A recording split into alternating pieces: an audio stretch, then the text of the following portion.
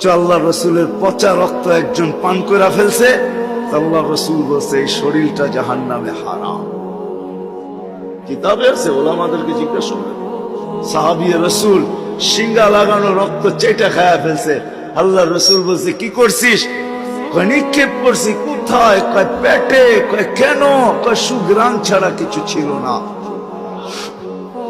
মনকে বুঝাইতেছিলাম, মানে নাই। জিহ্বা কখন চেটা ফেলছে তাও জানি না।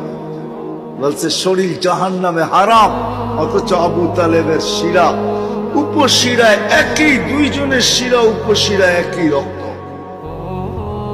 যেই নবীর পিঠের ছোঁয়া পাইলে ভাগ্য খোলে।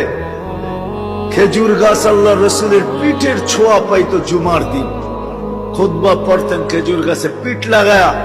মেম্বারে পা দিতে দেরি, ওরা আমাদেরকে জিজ্ঞাসা করেন, মেম্বার বাচ্চার মতো ফুফায়া ফুফায়া কানতে দেরি করেন নাই।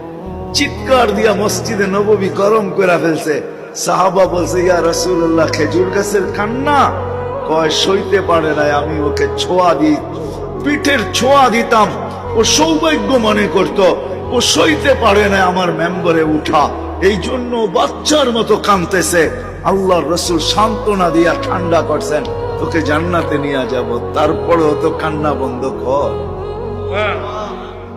অথচ আবু তালেব 6 বছর 6 মাস বয়সের থেকে বাতিজাকে বুকে ঘুম পড়াইতেন। আমার মনে হয় বুকে ঘুম পড়াইতেন।